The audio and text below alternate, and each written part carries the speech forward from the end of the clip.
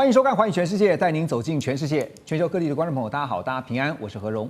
两岸大事国际焦点，深度剖析，打开视野。透过 YouTube 上的朋友，请您帮我们按赞、订阅、加分享，动动手，开启小铃铛。也欢迎您告诉我们在哪个城市打卡收看。欢迎大家多多的表达您的看法与观点。好，来欢迎今天3位来宾。首先是淡江大学战略所助理教授马准威老师。主持人好，各位观众朋友，大家好。另外，清华大学 EMBA 讲座骆秉宽老师。何荣好，大家好。还有亚太防务杂志总编辑郑继文，继文兄。何荣好，大家好。好，首先带您来关注的就是美国战争部，他们在最近发布了最新的一份2025中国军力报告，而在这份呢100页左右的报告呢，是川普第2任期的第一个有关中国大陆军力评估的报告。这份报告做出了到目前为止可以说是最严峻的定调。怎么说？因为报告当中指出，中国大陆军方正在稳步推进3项2027年的目标。包括了具备对台湾取得战略决胜，在核武以及其他战略领域对美国形成战略制衡，以及第3就是呢对其他区域国家达成战略折制、威慑与宰制这3点。特别在和台湾最有关的部分，报告指出，北京如果判定有必要对台湾采取军事行动，可能会考虑4种选项，包括了不开战的胁迫、联合火力打击、海空封锁以及联合登陆作战虽然说的兵凶战危，但是一般目前来说，多数的分析还是认为台海开战的几率没有想象中的这么的高，不像现在所说的兵推说很高这样的一个情况。但是如果真的万一不幸发生冲突马老师觉得解放军对台湾的军事行动是上面刚刚讲的4种选项的哪一种几率会最高呢？好，我想这个从前一阵子美国国会的这个报告看起来，这个2027其实大家的共识大概就是，也许在2027中共会有能力，但是不代表他有意图，因为就像薛瑞福讲的，这个动不动武器是一个政治决断所以在这4种选项里面，其实不开战的胁迫，大家可以想，在2020年大概前国台办主任王在希提的北平模式，我觉得中共就在思索这个方案的可能性。那联合火力打击其实就是乌俄战争模式，可是乌俄战争模式看起来到目前为止是不成功的。那海空封锁模式事实上就是德国的柏林模式嘛，在冷战时期封锁，可是这个结局应该也是没有成功。那联合登陆作战就像诺曼底登陆这样，那死伤非常的大，所以我觉得以中共现在在评估，就是双方怎么样在损失最少，但是可以拿下台湾的状态底下，我认为这个北平模式就是不开战的胁迫的可能性是最大的。但这个过程里面会有一个很大的差异性或者是困难度，就是在北平模式过去的北平，因为它不靠海，所以它被围的时候，事实上也没有其他外援可以到得了，那它就会造成这个城内有一种好像不投降就得死的一种状态。可是台湾现在是一个岛，这个岛的4周都是海，那这个地方又有这个西方势力或美国的这个军舰常态在这边，包含美日安保的范围也都在这里，所以我认为就是北平模式要在今天的台海或台湾发生作用，我觉得它有一个实作上的困难。这个困难就是北平的地理状态跟台海现在的状态是完全不一样的。但是我还是觉得他们会优先用和平胁迫的方式来达成统一的目标。现在考量就是说代价跟达到的效果是如何那因为过去我们也看到说，解放军进行像联合利剑几次的演习如果用这样的一个模式来推论的话，解放军对台湾的包括海空网甚至是就是核武这边的战略威慑体系您觉得目前发展到的这个阶段大概怎么评估？我觉得当然是也不可小觑，就是越来越成熟，而且它透过过去的这个联合利剑或海峡雷霆的这种军演方式，事实上它不光是传达对台湾的一种威吓作用，更重要的是它也在验证它的实兵，包含它很多新式的武器要怎么样在战场上使用，在台湾的地形地貌下，它要怎么样进行攻击所以我觉得在准备上面他们是越来越成熟，武器的这个强度也越来越高。但是我觉得总体来讲，我还是非常同意薛瑞福的这个提法，就是最后动不动手，事实上是一个政治决断，它并不是靠这个物质实力就能够确定的事情所以从这个平息上面来讲，我认为它现在的这个整体的这个军事力量的强度跟成熟度是越来越高，但是不见得他最后会动这个政治决断。OK， 建文兄也可以简短的来平息一下4种几率因为刚才马老师认为是不开战的胁迫，您认为呢？我觉得其实中国大陆对台的工具越来越多，那这几年这种所谓的灰色地带行动，其实已经凸显了台湾在国防建军的时候，对于这一种威胁，现有的兵力无能为力。因此，我认为这样的一个压力对台就形成很大的压力。当然，对于大陆来讲，不战而屈人之兵，或者利用战争威胁这种和平的手段解决，这是他最大的一个解决两岸的利益。对，但台湾这几年我们可以看到所谓的豪猪战略，向美国买大量的武器，把台湾打造成一个刺猬。因此未来可能端乎于两岸之间一些这个相关实力的消长。那随着中国大陆军事科技的快速进步，我认为在一个时间点，台湾发现无论你买多少武器都没用的时候，特别美国已经摆明不会干预，这时候两岸就往谈的方向，我认为这个几率会越来越高。对，其实不管是中国也好，美国也好，我们讲 G2 哈，其实都在考虑的就是刚刚不断在强调代价、效果，还有就是战损哈，就是万一开战之后，它的损失会不会很大？那你又怎么看另外一份这个美方高机密的文件哈？最近也曝光了，就是超越优势简报。那在这份简报当中呢，所列出的每个兵推当中啊，都看到了美国最先进的航空母舰就是福特号。兵推的结果是一再的被摧毁。这个福特号啊，其实它造价是非常高昂的，是130亿美元啊。2022年正式服役，但是也被发现呢，它容易受到柴油电力潜舰还有反舰飞弹，像是鹰击17呀，离解放军大概有600枚的极音速飞弹的攻击。那所以呢，兵推最后推出了一个航母被击沉，而且多次兵推都推出了这样的一个结果啊。当然也有人说兵推，因为我听很多的兵推专家哈，常常在讲的一句话说，兵推会失败，就是因为要预算。所以基本兄怎么看哈？就是说，是为了真的要争取更多的预算呢，还是说解放军真的是对于这个美国的航母打击，它是有一套非常完整的战略的？我认为美国做兵推不只是争取预算，事实上对于敌我之间相关的实力消长，它一定会做很科学性的验证。航母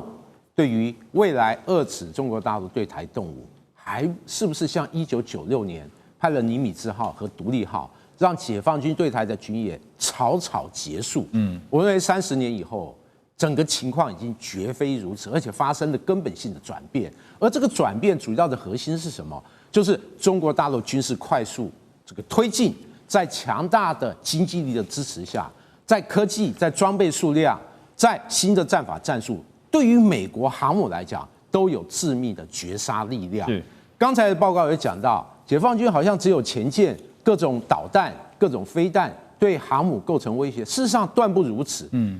这些飞弹只是打击的手段、拳头，而且我必须说，不只有鹰击。像这次93阅兵有鹰击17、鹰击19、鹰击20，都由不同的载台，可能是水面舰、陆上的载台或者潜艇发射，对于航母构成威胁。但我们知道东风系列很多，像东风17，东风17的改良型东风27，这个乘波体的高超音速弹道飞弹。另外，那还有像东风系列东风21D、东风26。之前都号称航母杀手，它以弹道飞弹结合高超音速攻击的形式，美国航母一点都不安全。对，再加上93阅兵又出现了所谓东风1000，是高超音速的巡弋飞弹，打击范围有人说7000，有人说5000公里。但不管怎么样，这些打击手段让美国的航母不再安全，而且不只有拳头，它眼睛、它的耳目照样具有很大的优势，比如天上的卫星。包括各种导航、各种遥测卫星、海洋卫星。那另外这几年无人机大量出来，因此它的空中侦察载台足以清楚的瞄准或者跟踪美国的航母。最重要就是我们大家知道，2012年解放军海军拥有航空母舰，到目前已经有3艘。因此过去10年它的相关的演训，特别红狼对抗。衍生出一系列有效对抗航母打击的战法、战术和诸兵种的协同作战，如何克制航空母舰？这对美国来讲，它的装备、科技力还有战法、战术与时俱进的状况下，你说美国的航母接近西太平洋、接近台海，它还有安全的空间和它的安全感吗？对，这个答案是非常清楚。你提到这一点哈，我就想进一步请教。因为现在刚刚特别提到是就要让美国的航母战斗群是有所忌惮的，所以解放军的想定是说，在第一岛链之外，甚至可能在第二岛链，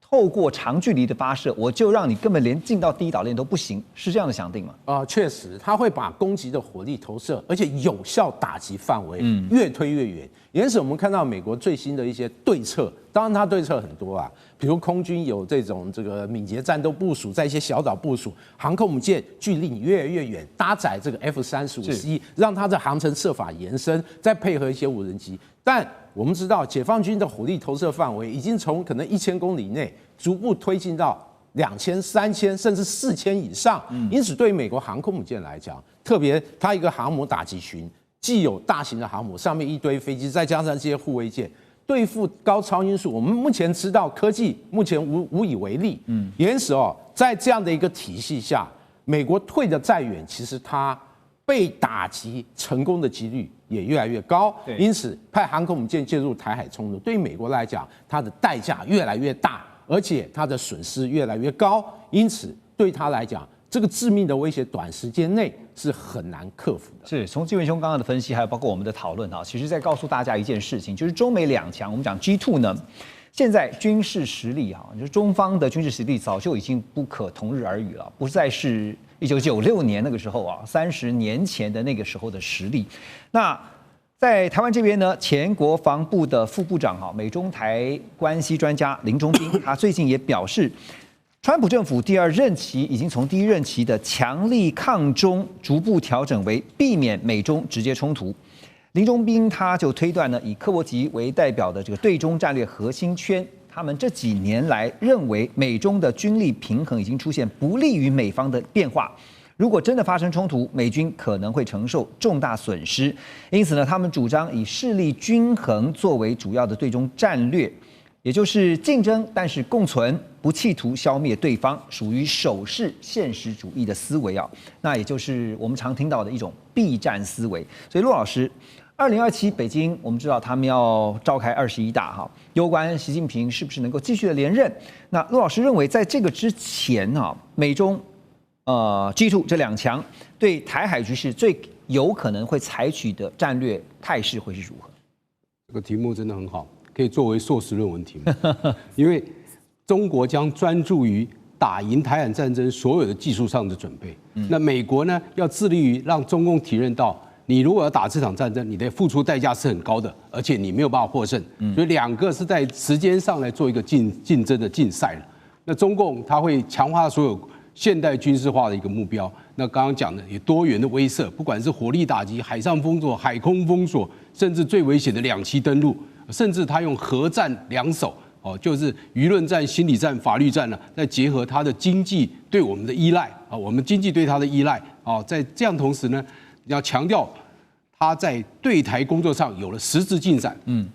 习近平对台工作实质进展，这才能成为他连任一个最好的一个例证就是我确实能够掌握台湾，我能够拿下台湾，只是我要不要做，他要做好这样所有的准备。那我相信中国的战略一定是这样。那美国呢，是加速武装台湾，像刚刚总编讲的处理很多我们数百亿美元的这军售延迟。那像标枪飞弹、海马斯这些飞弹，是不是能赶快来强化台湾本身的防卫能力？而且结合多边联盟日本、菲律宾来跟我们做结盟。就如果你中共发动战争，你面对不是只有台湾，是一个跟美国结盟的一个国家的一个对抗。第三个，你如果要发动战争，你要经济上做到多大的一个反制？最后我就写普鲁士的一个最有名的这个军事学家叫克劳塞维兹，他战争论里面就提到说，一个国家会发动战争，有时候是临时性的，是一个决策的，但是它前提是，通常它的本身的国内的经济情况不太好的时候，才会发动这样的战争。那一个经济情况很好的一个国家，他会不会去冒这个风险，让自己的国家承受一个不可预期的一个损失存在？这样他觉得这样的可能性是不高的。对，这是普鲁士的军事专家他所提出来，所以我们认为这种情况下应该不至于发生。那但是我们还是要做好我们的准备，因为说大家知道，所有的这个战争的准备要看意志力，谁的意志力最强，谁就会赢。是你像俄乌战争，乌克兰接受这么多军事的援助，可是他的意志力没有俄罗斯强，俄罗斯一直持续打，他没有停止过，他没有普丁的这个意志力强，所以普丁就占到一个上风。所以我们要注意到这个现象。是中美两强现在比拼军事实力啊，当然比的也是后面的武器科技化的程度啊。等一下回来就要来特别点到要讨论一个问题，就是美国终于认清了他们稀土必须要国产化的这个问题。马上回来。好，回到寰宇全世界，我们继续来看的是美国终于认清了一个事实，而且是吃了秤砣铁了心，决定要这么做了，就是稀土必须国产化。美国稀土开发公司 USA Rare Earth 在这个礼拜呢，因为宣布稀土产量呢提前2年，到2028年年底呢就会有这个提高的稀土产量，所以呢股价一度上涨了超过3%，但后来呢这个走势啊又转为震荡回落。市场上对于这个消息的反应是呈现比较分歧的局面。USSR 呢，他们表示说 ，Round Top 啊这个矿床被认为是美国目前最重要的稀土，而且是重稀土来源之一。这当中的蕴藏呢，包括什么呢？包括像镓、铍这些战略金属，而且还涵盖了像低压、钋啊这些关键材料。而这些材料，我们刚刚所点到的这些呢，是广泛应用在国防武器系统、高强度永磁体电动车马达以及再生能源设备，还有航太技术的领域。这间公司呢，他们提出了2大利多啊。他们说，在奥克拉荷马州，那要建造一个面积呢达31万平方公尺的永磁体制造基地啊，这个地方叫 Stillwater。另外，他说有一大利多呢，就是溶剂萃取试验的成功。所以这家稀土公司的执行长啊，就是汉普顿呢，他就指出说，高价值稀土的需求在国防跟绿能领域都正在快速的成长。好，所以重点来了，就是美国决定要做了，就是一定要稀土国产化。接下来是美国的发展重心，所以有国家资源、有资金，又有政策的支持啊。可是要请教一下骆老师。华尔街的反应却不大，就刚刚看到说还震荡，是对市场的前景现在有什么样的疑虑吗？华尔街从来不会放弃任何一个炒作股票的机会，没错。所以他们在 MP Material 这家公司今年已经涨了5倍了。那刚刚讲的 USA 呢，这个 Rare Earth 呢，它也涨了2-3倍了，所以已经都涨过头了，不是它没有涨，之前炒过一波了。对，那尤其是 MP Materials， 那时候美国政府还入主买了它15% 的这个优先股。所以那当时它的股价，它认股的价格是30块，后来涨到100块，那最近回跌到53块钱左右，所以它已经都是涨完了。那这一波为什么没有再继续炒作？第一个，你稀土你还是要依赖中国的精炼技术，像 MP Materials， 它没有办法精炼，它还是要运到中国大陆精炼，所以它没有办法。第二个，股市的一个特质啊，就是说当这个利多出尽的时候就不会涨了，因为大家觉得只有你没有办法取得这个货，那价格才会被拉涨。那如果大家都可以取到这个货的时候，那这个价格是不会涨的。所以这是股市的一个心理作用。那第三个，这个美中在釜山所谈的这个所谓稀土的这个框架协议，它只是一个框架，它并没有执行的细节。所以到底现在成品可不可以卖，还是这个原料可不可以卖？就会成为一个争议，所以它还是需要一些出口许可证的审批流程，要有一个完整的一个协议内容，这个协议内容最后才告定落。所以只有1年的这个许可，那你涨的基数在哪里？你就缺乏那个涨的原因了。你就涨的，这是一个有时间性的一个利多了，变成是有这种情况。所以为什么它到现在最近就没有再涨了 ？OK。其实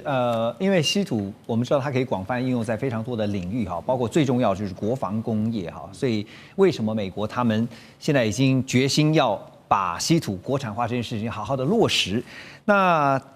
除了国防工业以外，电动车也非常需要用稀土啊。这个特斯拉呢，在2023年呢，这一年他们曾经宣示说，未来新世代的车款将不会再使用稀土磁体。但是呢，实际的进展却显示说，这些关键材料到目前为止仍然被广泛应用在特斯拉所生产的电动车当中。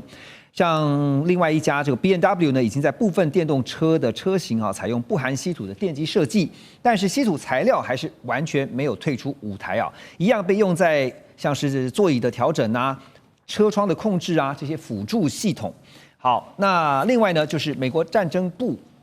在去年11月，他们就宣布呢要出资沙烏地阿拉伯的稀土加工计划。同年10月呢，川普跟澳洲总理见面的时候呢，也表示美澳双方在未来半年内要共同投入10亿美元，推动相关采矿还有加工的项目。所以现在紧锣密鼓、快马加鞭的要想办法让稀土的就是国产化这件事情啊，赶快做。可是也看到一件事情，中国大陆能够建构这个稀土的完整的供应链体系啊，这也不是1年、3年甚至5年的时间，他们是花了非常久的时间，而且坦白说是牺牲非常多，包括环保啊这些，所以不是只单靠说军工产业就能撑起这个稀土的需求吧？当然，我们都知道军工产业只是整个其中一环产品的一个环节，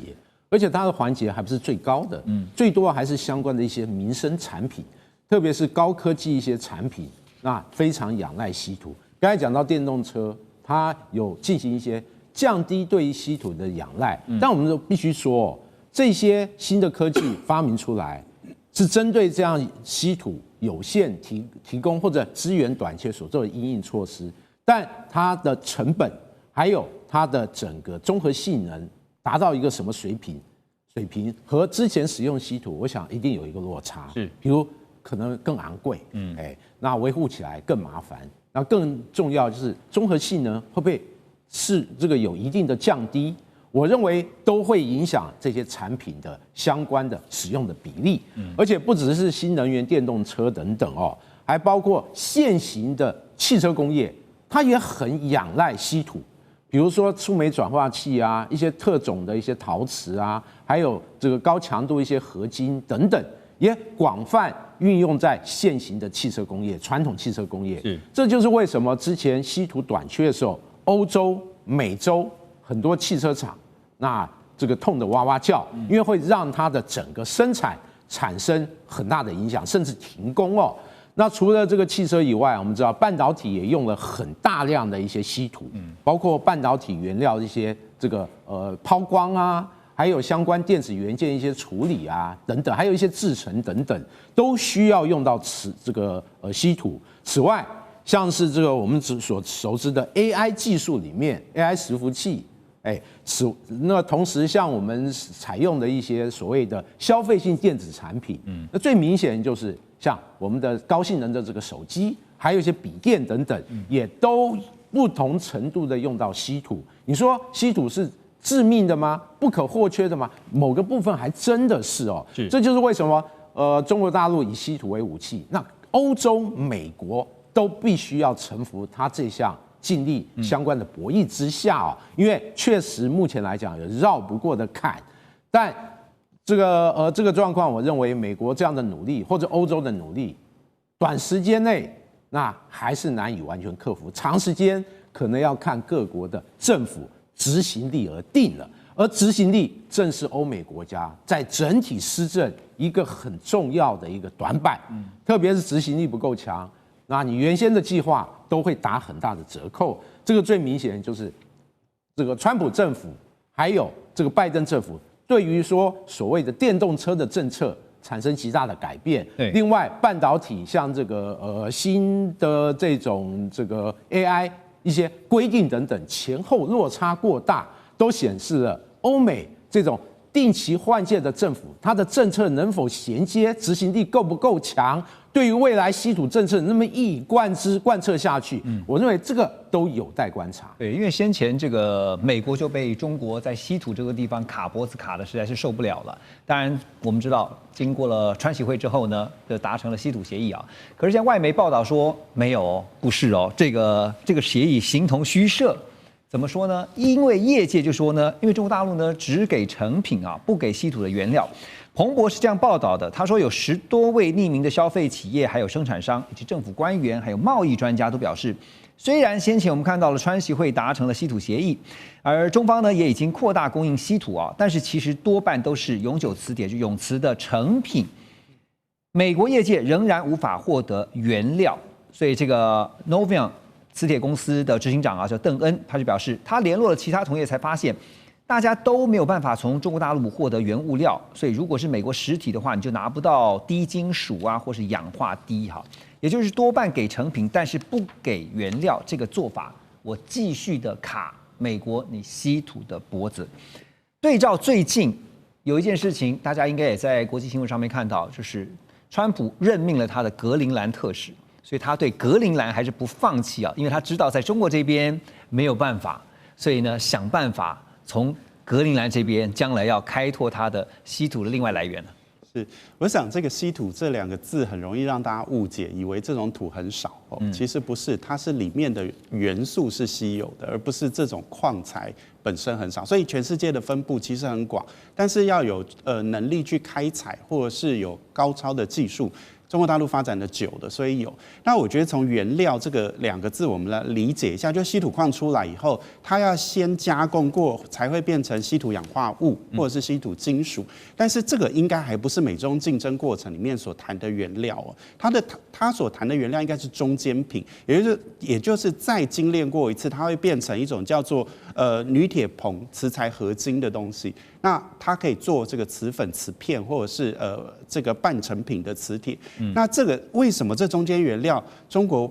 不愿意供给美国，而是只要把它做成最后的终极产品，就是永久磁铁卖给美国的原因，是因为这种原料它可以做雷达。它也可以做这个马达哦，那马达跟雷达这个意义差很多，一个有军事，一个不是军事。它也可以做 AI， 它也可以做无人机。就是我原料给你了，结果你到底怎么用？没错，我无法管控。所以对中国来讲，这是一个理性选择，就是我把终端产品卖给你的时候，你就没有变化的。但是我如果把中间产品卖给你的话，你可以做各式各样的东西。而这件事情并不是中美竞争过程里面中方所乐见。所以我觉得他在考量这个稀土的出口、中间品的控制上面，他考量不是美国依不依赖的问题，而是这种稀土的中间品本身是一种战略物资，它可以民用也可以军用。那中国大陆不愿意你有这么大的弹性，所以我干脆卖你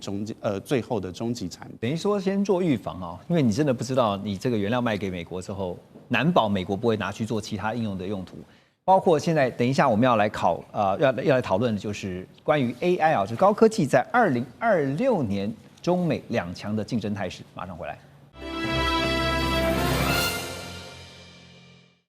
欢迎回来。路透社最近最新的报道是，根据4名消息人士表示呢，在美国总统川普表达他允许 NVIDIA 辉达向中国大陆出售 H200人工智慧这个 AI 晶片之后呢，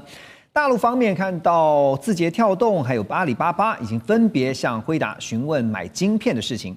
但在此同时呢，彭博也引述知情人士表示，北京的寒武纪最近也有扩产3倍的计划。那报道中指出呢，寒武纪准备在2026年交付50万台人工智慧加速器，其中包括了多达30万台最先进的思源590还有690的晶片，而晶片主要会采用中芯国际最新的 N+2啊，就是7奈米制程来制造。好，现在看到了中美2强在科技上的博弈啊。美国方面是出口加上促使对手更加的依赖，而中方这边呢，则是用进口再加速自主国产化。所以2强在2026这新的一年啊，马上就要是新的一年了。新的一年高科技的赛局，双方都好像认为自己是站在了有利的制高点啊，但是后面怎么样去评估它接下来的发展？马老师。我想现在就是习近平在这个20大的时候，其实把这个科技自主创新当成是一个基本国策来看，所以我觉得从2022年到现在这个几年的时间里面，中国大陆用举国的力量去发展它的高科技产业，这是确定的一个状态。那我觉得在美国的这个科技战的逼使下面，其实它逼出了中国的一些东西，比方说中国有自己的光刻机，虽然大家质疑它的这个制程不够先进哦，那28奈米，但是全世界除了艾斯摩尔之外，几乎没有其他国家能够做出光刻机。那这是一个很重大的里程碑，我认为，也就是说，在科技竞争的过程里面，他把中国逼出了一些东西。那现在美国说要卖这个 H200，我看了一下 H200，的确它的制程很先进，它是非常先进的晶片，我觉得4奈米，但是我并没有认为因为美国卖了这个晶片，它会阻碍或者是放慢中国大陆发展脚步，因为这是2条平行线。H200的使用是一种市场的趋向，就是现在它能够方便的取得晶片，这是一个方向。但是另外一块，中国在自己发展自主的科技创新过程里面，它是用举国体制继续在推，所以我觉得这2件事情本身应该没有相互干扰性。而现在全球的市场都在抢晶片，所以能拿到 Why not 就是一件很好的事情。对，而且其实讲到寒武纪，像上礼拜我们也特别提到了，像是木樨也好，摩尔县城也好，其实他们都是大陆现在慢慢崛起，而且是渴望成为后起之秀哈，而且是会成为非常这个有影响力的这个 IC 设计公司哈。你说光是人才就非常的多哈，那所以接下来就是看时间，那中美之间在这中间怎么样去比拼。有一份最新报告啊，我们带大家来看，是就是美国外交关系协会。他们有一份最新报告，说呢，尽管华为的人工智慧就 AI 晶片取得了进展哈，但是辉达整体 AI 硬体的性能仍然是保持领先，而且优势会继续扩大。以目前公开的 AI 晶片性能资料还有生产力来估算的话，他们认为，就是这个报告认为呢，华为几年内都无法缩小与辉达的差距。而这个报告也预测呢，到2027年下半年，辉达最佳的 AI 晶片性能可能比华为的晶片高，就是性能要比它高，还要高出17倍左右。反观华为在2年内不太可能会推出超过辉达 H200性能的晶片，而华为预定在2027年的第4季啊，要推出这个升腾啊，就是 ASIN 960晶片，在2028年准备上市。听到这边，可能大家会觉得很好奇啊，就美国外交关系协会这个资料到底是从哪来的？因为呢，我们讲说很多事情要有所本啊。就你觉得他这个本从哪里来？他这个本当然从行业里面来。这个行业里面，对 AI 晶片里面行业的龙头是谁？当然就是辉达。当然如果说不是辉达，可能也和辉达有关嘛。因为知己知彼，他才能这个研判出可能真正双方的技术虚实差距，还有未来的前景。但我觉得，其实黄仁勋提供，他也只是针对他整个行业正常的发展路径图来做相关的研判，比如华为的最好的芯片和我的目前产品可能差多少，它可能还要多少时间，按正常的发展才可以追赶上。但我们都知道，中国大陆举国体制在很多不同的领域寻求突破，而且这几年已经发现，真的在部分关键的这个环节已经有所突破。比如说之前有所谓的自制的 DUV， 最近有所谓推出第一台 EUV 的原型机，其实这都对中国大陆比较目前这个居于劣势的制造这个部分，会产生一个很大的一个推升效果。此外，中国大陆的相关行业里面，在有些新的材料，那也陆续推出，比如说我们等一下讲的这个光子晶片，那也是其中一个代表哦。因此，对于说中美在整个 AI 晶片的竞争里面，我认为这种出乎意料的这个发展，可能会让美国相关的业者在评估上，比如说领先的差距上会打一些折扣。而且大家要知道，中美2大国在这个整个 AI 的相关的竞争，这个算力只是其中的一个环节，算力就是相关的晶片、相关的这个科技能力。那另外还涉及所谓的大模型。那另外还有电力，能否提供足够的电力，让 AI 的发展呈现着一个比较持续的火力？在诸多的部分，其实中美2国其实各有擅长。比如大家都普遍公认，像在电力这个部分，中国大陆居于很大的优势。算力这种晶片，中国大陆目前在苦苦追赶。那另外，在这个模型这个部分，其实中美各有擅长，因此这个竞争，我认为短时间，比如说2年、3年、5年，可能还看不出来，把时间拉长到可能10年左右，双方鹿死谁手，或者各有一片天，到时候可能会有更细致、更正确的研判。对，其实尤其在科技领域哈，接下来我也想请教骆老师，就是一定是叠对叠的啊。我们台面上面看到，就是你现在公开的资料是如此的哈，你的技术到达什么样的地步程度，然后你突破了什么样的关键技术，那些都是台面上的。台面下的我们看不到，不管是中方也好，是美方也好，可能都是如此。那因为我想到先前听过林本坚院士他的一场演讲哈，未来最关键就是在半导体的发展上面，最关键的还是在能源，就是电的问题，以及呢人才的问题啊，人才现在流失啊，或是分布在各地啊，有没有办法集中啊，可能是一个很大的问题。所谓的知己知彼，百战不殆哈，所以呢也要了解对手研发的程度到什么地步。上海交通大学啊，集成电路学院跟清华大学他们组成的联合研究团队，最近发表了全球第一款专门为生成式 AI 打造的生成式光子晶片。然后呢，在这个处理影像生成跟影片相关任务的时候呢，这个晶片的就是这个光子晶片的运行速度啊，比目前市场上主流的辉达所推出的 A100电子晶片要提升了100倍。然后在理论上呢，这个光子晶片的运算能力可以比传统电子晶片提升1000万倍啊！相关的研究内容也在12月19号这一天登上了国际顶尖科学期刊，就是《科学 Science》这一本这个期刊当中。好，那当然我们知道辉达它对标的就是中国大陆的华为，那现在又杀出这个上海交大集成电路学院呢，还跟清大他们研究团队共同推出的电子的就是个光子晶片。不过，当然现在还没有市场化。陆老师，您觉得，就未来呢这样的一个研发或突破，可能为美中在后续啊，特别讲到 AI 的总体竞争，会带来什么样的一些影响？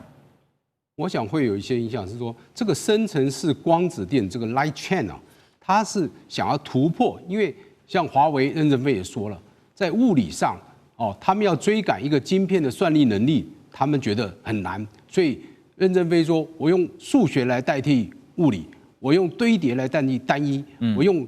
电力来补强算力，我用这3方面去补强我对一颗晶片的算力我们不足的地方。因为他认为他晚他1到2个世代，所以那这个 light chain 呢，他就是说，我们过去一直在追赶这个先进制程啊，很辛苦。那我这样换道来超车，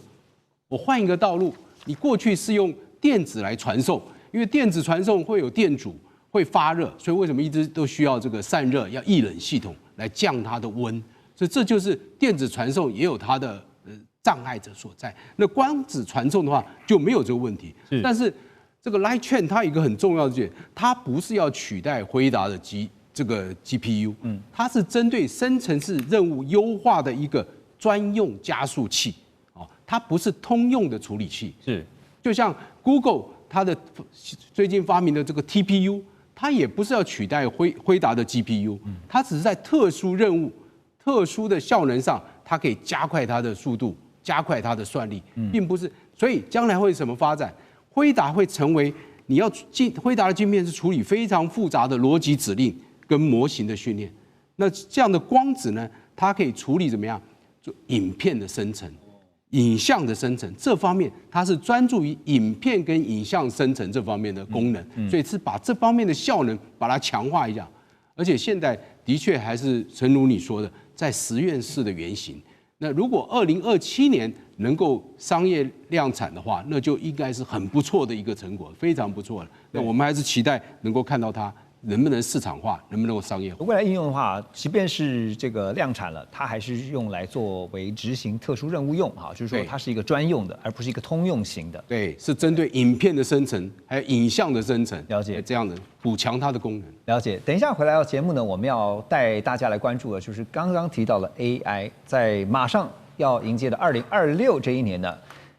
现在市场上面也看到是 AI 会蓬勃发展的一年，但是真的市场的预期跟未来的情况会是如何的？是相同还是不同？怎么看？马上回来。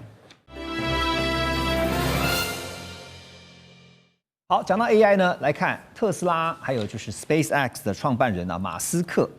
马斯克最近非常的红，因为他这个有可能变成全球最高年薪的执行长。好。那他就认为呢，如果人工智慧啊，就是 AI 广泛应用在经济活动，美国经济在未来5年内有望实现3位数的增长。而美国银行执行长啊，叫做 Brian Moynihan 呢，他接受彭博的电视访问时，他也指出啊 ，AI 投资在今年持续增长，明年还有未来几年可能会成为更大的贡献者。AI 的影响力越来越强，正在持续产生相当强劲的影响。各行业呢现在已经透过这个 AI 获利的商业模型了吗？这是我想特别请教骆董的第一个问题啊。第二个，您怎么看2026的这个 AI 市场啊？现在的商业模型呢，的确不多。目前是只有辉达把它的晶片卖给 CSP 这4大业者，获取高获利的一个成就。那这第二个呢，像 Microsoft 的这4大 CSP 业者 ，Microsoft、Amazon 还有 Google， 它透过 Azure、AWS、GCP， 它把做 AI 的云端服务，那就看它的客户使用多少云端，它来收费。是。那第三个呢是 OpenAI， 它是采订阅制，你要付20块美金，还是30块美金，还是40块美金，我来收你这样的费用。那它今年大概预估到100亿美金的收入，这是第一种商业模式。那第二个呢，数位广告，我们知道 Google 跟 Meta， 它早就在利用 AI 精确分析每个用户的这个行为数据，用个性化广告的投放和内容来赚取它的点击率跟用户的参与程度。那这样它也可以来透过广告的来收费。是。第三个商业模式就是银行金融系统，我们知道诈骗很多，所以金融系统透过 AI 来高速的数据来分析这个诈欺的行为，还有这个信用的评估，还有利用这个 AI 来做高频交易，有证券买卖股票，你下单再快，没有人家高频交易快，这是第三种模式。第四种模式就利用 AI 来加速新药的研发，预测药物的有效性，优化临床实验的结果。这是目前我们看到的4种商业模式，但是毕竟不够普遍。它在零售业、制造业，虽然我们想要推什么聊天机器人啦，说这个库存的一个管理啊，但是目前还没有呈现一个很好的商业模式。那所谓商业模式就是消费者愿意去付款，这就是商业模式。那你现在唯一愿意去付款的只有20美金的 ChatGPT， 就是 OpenAI。对，你其他的好像都跟你关系不大。那在企业界，他要付，因为他要付云端的费用，他利用这个 Microsoft 或者 Google， 它利用云的计算，那它要付。那其他的商业模式都还没有出来，所以2026年AI 能不能够继续发展，就是看消费者愿不愿意买单。对，而且现在就要看能不能有更多的 AI 相关的应用服务啊，因为应用越多的话，当然这个投入人就使用的人就会越多。那刚刚也点到一个重点，就是未来的 AI， 因为现在看到，简单来说，其实就是还是在烧钱啊。投入大量的资本，但是呢，现在也在等待开花结果的那一天。那当然，马斯克的说法是说 ，AI 对于未来的美国经济是绝对有非常大的帮助啊。他说是有望呈现3位数的成长，这当然是马斯克说的，因为马斯克自己也是 AI 的研发者之一嘛，哈。那所以讲到了美国经济啊，最近的最新数据显示说，美国第3季度的 GDP 飙升到了4.3%。4.3%，那这是从2023年第3季度以来的最大增长，所以呢，你就看到川普马上就发他的推文就是立刻就发文说，这代表着川普经济黄金时代正在全面的推进。不过在此同时，也看到其他的经济数据就业总增长却保持缓慢，失业率达到4.6%，创下2021年以来的最高纪录。因此呢 ，KPMG 首席经济学家叫做 Diane Swonk， 他就指出，经济增长跟劳动力市场的结果已经脱钩了。尽管资金在经济中健康流动，但是却没有办法用来创造新的工作机会。所以马老师，这个经济增长跟劳动力的市场它脱钩的影响是什么？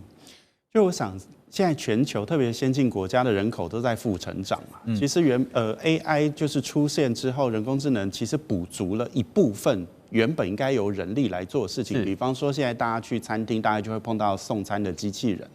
可是这件事情的本质上面变成送餐机器人，而不是这个原本的 waiter，那其实它对你的消费是没有影响的嘛。也就是说，其实，在我们看这个人口渐渐的，现在经济成长模式跟这个人口劳动力是脱钩，但我觉得美国的问题并不是在它的经济成长率，是因为它的通膨太高了。密西根就这2天做出来，密西根大学预测明年的美国通膨大概会落在4.2%到4.5%之间。那换句话说，你今年4.6%的经济成长完全被通膨吃掉了。它的意义不大。而且通膨就是上一次就是 Harris 会输掉，就是民主党会输掉的非常重要的原因。Biden 是就业率史上最好，经济成长率又非常的高，可是为什么还是落选？因为通膨太厉害。从2000年疫情开始到现在，美国的通膨累加起来将近30%啊，这可能你不会有感觉，但是我说你扣你30%薪水，你就很痛苦了。事实上是一样的概念，所以我觉得要对川普来讲有意义，并不是在经济成长。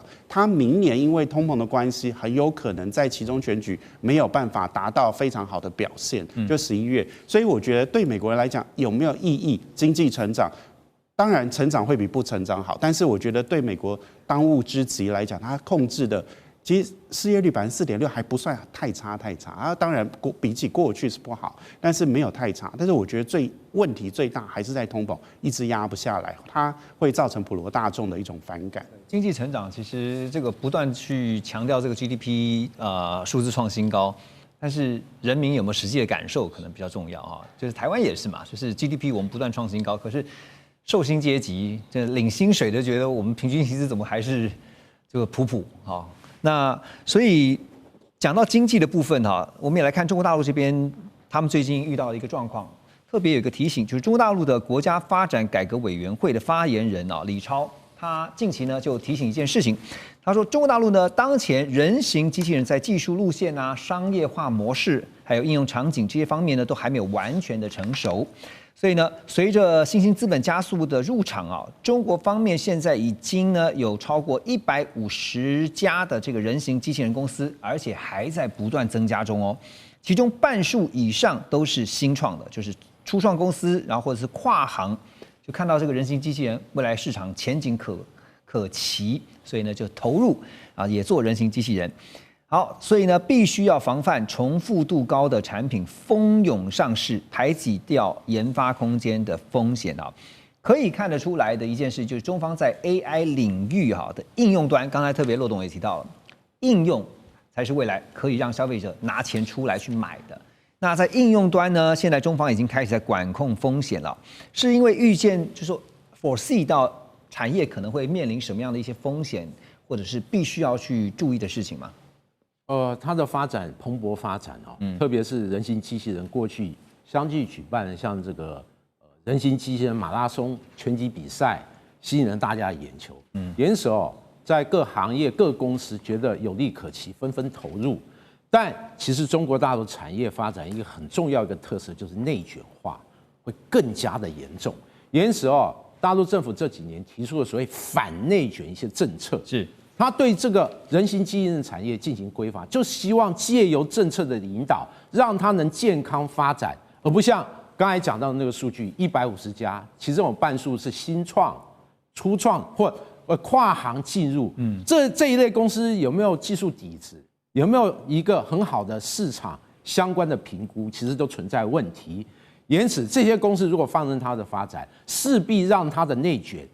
比如说，之前电动车、之前太阳能产业，因为内卷产生了很多技术路线发展不成熟。比如说电动车很多华而不实的装备，是不是你完全需要的科技或设备？这引发很多讨论。那另外，由于剧烈的竞争，大家获益都减少，造成很多厂商投入大量资源，但后来被市场所淘汰。我想借由这种正常这个健康的规范，他就希望。这种严重内卷的情形，在未来人形机器人这个部分能够不再重蹈覆辙，是。而我认为这是这个有远见的一个做法，特别是这个如果内卷还是那么严重，势必让高投入、低收获或者发展水平低劣，而竞争强度越来越剧烈，这只是浪费。整个宝贵的资源，而且在技术上往往陷于一个死循环，大家在有限的空间里面进行厮杀，大家形成一个共输或全输的这个局面，这个是不利于中国大陆未来人形机器人产业的发展。对，而且金伟兄刚刚点到一个问题，就是说大家一窝蜂的去做那你如果有技术底的话，还勉强可以是这样说，你可以去研发。但如果造成良莠不齐的，就是大家的质量就是那个品质不一的话，尤其人形机器人，因为它牵扯到安全性的问题未来的家用的也好，或者商用也好，就是工业用的也好的话，这个一砸下来。